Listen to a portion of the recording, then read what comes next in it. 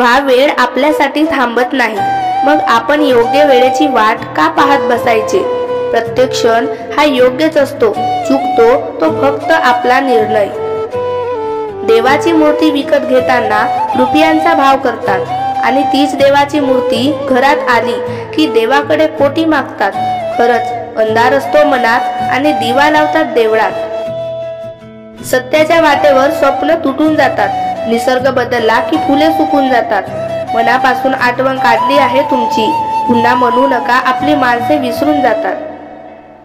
राग त्याच व्यक्तीवर व्यक्त करावा ज्याला आपण आपलं मानतो, आणि प्रेम त्याच्यावर करावं की जो त्याची आपली चूक नसतानाही आपल्याला सॉरी बोलतो, कारण त्याला सॉरीपेक्षा तुमच्याशी नातं महत्त्वाचं वाटत असते.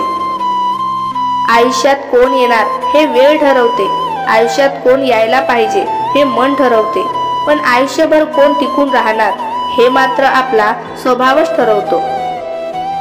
सोन्याचा साठा करून मिळवलेल्या श्रीमंतीपेक्षा तुमच्यासारख्या सोन्याहून मूल्यवान माणसांचा साठा ज्यांच्याकडे आहे तो खरा श्रीमंत.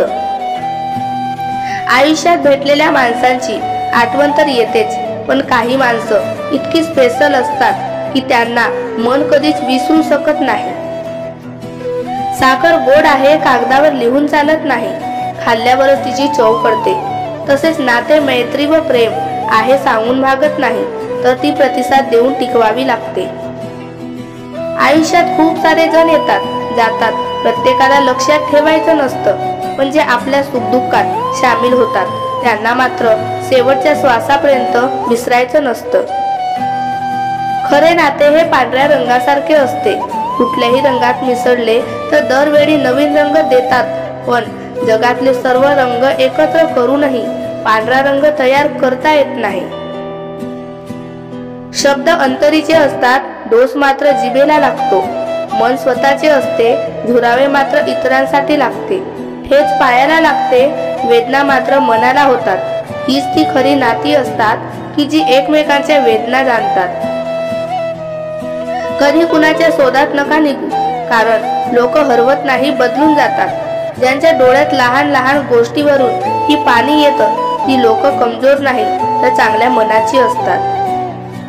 आयुष्य छान आहे, थोडे लहान आहे, रडतोस काय वेड्या, लढण्यात शान आहे. काट्यातही फुलांची झुलती कमान आहे, उचलून घे हवे ते, दुनिया दुकान आहे. जगणे निरर्थक म्हणतो तो बेमान आहे. सुखासाठी कधी हसावं लागतं तर कधी रडावं लागतं, कारण सुंदर धबधबा बनायला पाण्यालाही उंचावरून पडावं लागतं.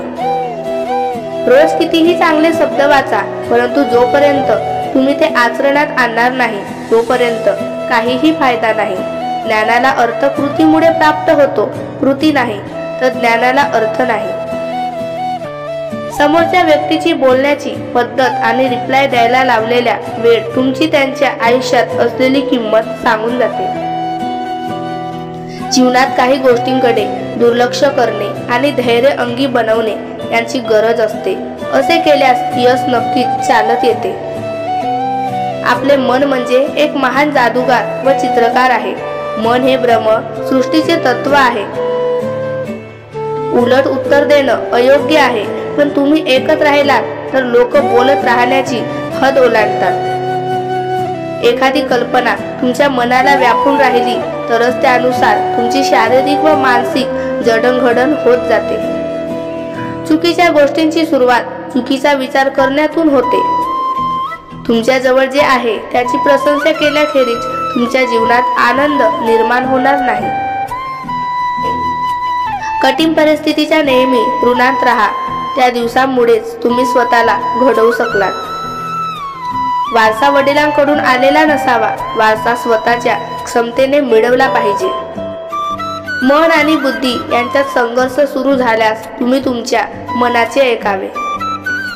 जी व्यक्ती तुमच्यावर प्रेम करते ती तुम्हाला कधीही सोडून जाणार नाही, कारण तुम्हाला सोडून जाण्याची 100 जरी कारण असली तरीही त्या व्यक्तीला एकच कारण असं सापडेल की ज्यामुळे ती व्यक्ती तुम्हाला सोडून जाणार नाही. मन इतकं अवाढव्य आहे की आज शिरायचं ठरवलं की प्रत्येक प्रवासात एक वेगळी चोरवाट सापडते. त्या चोरवाटेने जाताना अचानक एक नवं दालन उघडतं. त्यात एक वेगळा खजिना स्वागतासाठी सिद्ध असतो. ज्यावेळी तुमचा जन्म होतो त्यावेळी तुमच्यावर प्रेम केलं जातं आणि ज्यावेळी तुम्ही मृत व्हाल त्यावेळीही तुमच्यावर प्रेम केलं जाईल. मधील काळात तुम्हाला असं चालवून घ्यावं लागेल. आयुष्यातल्या असंख्य समस्यांची फक्त दोनच कारण असतात.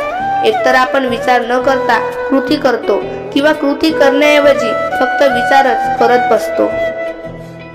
कुणाचं सुख पाहून ते आपल्या वाट्याला का नाही म्हणून असमाधानी राहण्यापेक्षा कोणाचं दुःख पाहून निदान ते आपल्या वाट्याला तरी नाही हे पाहून समाधानी राहणं म्हणजे सुखी जीवन.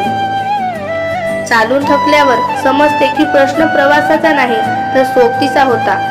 सोबतीला सहप्रवासी कसे मिळतात यावरच बराचसा प्रवास अवलंबून असतो. मग तो प्रवास रस्त्यावरचा असो की आयुष्याचा. जीवनामध्ये नेहमीच सल्ल्याची गरज असते. कधी कधी धीर देणारा हात, ऐकून घेणारे कान आणि समजून घेणाऱ्या हृदयाची गरज असते. विजयी होण्यापेक्षा यशस्वी रीतीने झुंजण्यालाच महत्त्व आहे.